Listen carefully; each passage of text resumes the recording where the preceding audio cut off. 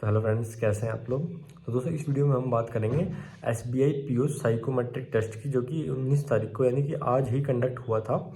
सबसे पहले बात करते हैं कि दोस्तों क्वेश्चंस किस टाइप के आए हुए थे। तो अगर आपने एग्जाम दिया है तो आपको पता होगा, और जो फ्यूचर के लिए प्लान कर रहे हैं उनके लिए थोड़ा सा कुछ क्वेश्चंस का एग्जाम्पल देंगे कि किस टाइप के क्वेश्चन आए थे। और इस टेस्ट से ज़्यादा घबराने की ज़रूरत नहीं है, क्योंकि जब आप टेस्ट शुरू होता है तब जो इंस्ट्रक्शन आती है उसी में लिख के आता है कि कोई भी सही या गलत आंसर नहीं है इन चीज़ों का।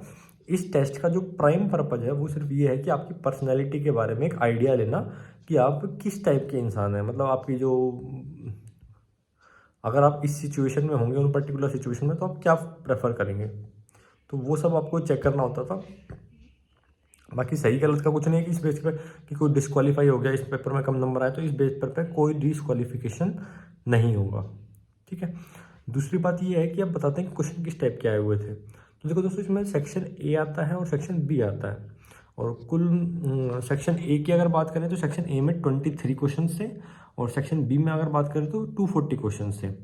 अब सेक्शन ए में किस टाइप के क्वेश्चन थे, उसमें 2 सिचुएशन दी गई थी और ये पूछा था कि आप इन 2 सिचुएशन में से क्या, मतलब किस चीज़ में बिलीव करते हो।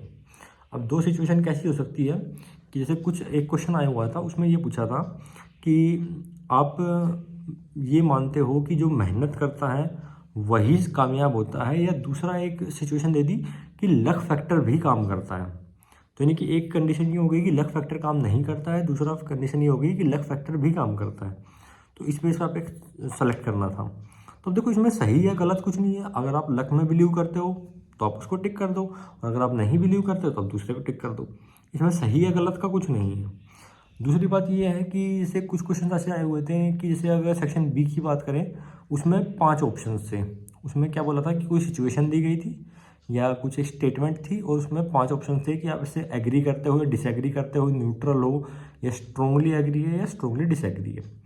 अब सिचुएशन कैसी हो सकती है, जैसे उन्होंने कहा कि आप गरीब लोगों के लिए अपने मन में सिंपथी रखते हो, तो आपको एग्री, डिसएग्री, स्ट्रोंगली डिसएग्री या न्यूट्रल, इनमें से किसी एक पे टिक करना था।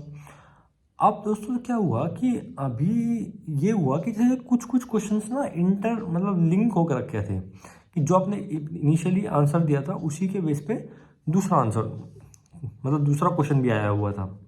तो आपको दोनों में सेम ही अपने नेचर के हिसाब से आंसर करना था।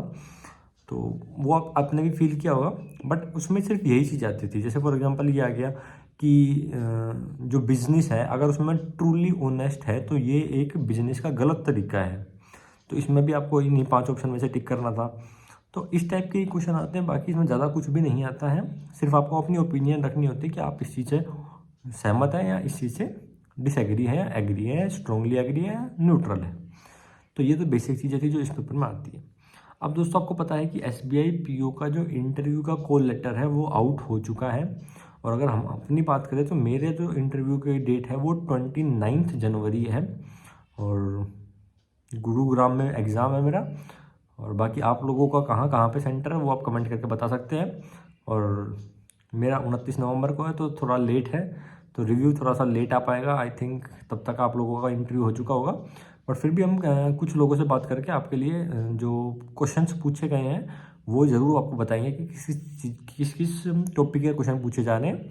तो वो आप देख लेना। बाकी अपना जो खुद का एक्सपीरियंस है वो हम 29 तारीख को आपके साथ बिल्कुल शेयर करेंगे। और दोस्तों इसकी जो एक फॉर्म है, बायोडाटा वाला फॉर्म, उस बायोडाटा वाले फॉर्म के ऊपर हम सोच रहे हैं कि एक वीडियो बनाएं जिसमें आपके जितने भी डाउट्स हैं वो सारे क्लियर करें।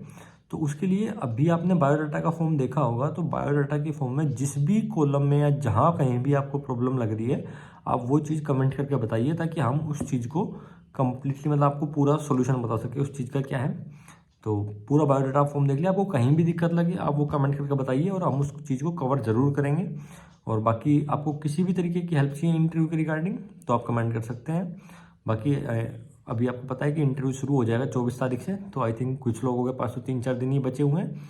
तो आप अपनी तैयारी और बढ़ा दीजिए, और कुछ लोगों के पास थोड़ा अच्छा टाइम है, उनको बाकी लोगों के रिव्यू से भी हेल्प मिल जाएगी, तो वो उस हिसाब से कर लेंगे। तो अभी के लिए सिर्फ इतनी अपडेट थी। बाकी आपको बायोडाटा के फॉर्म में किसी भी टाइप की कोई भी दिक्कत है, आप नीचे कमेंट करके बताइए, हम कल उसका सोल्यूशन आपको ज़रूर बताएंगे। तो अभी के लिए सिर्फ इतनी अपडेट थी। कुछ नया आएगा तो आपको ज़रूर अपडेट करेंगे। Thank you so much.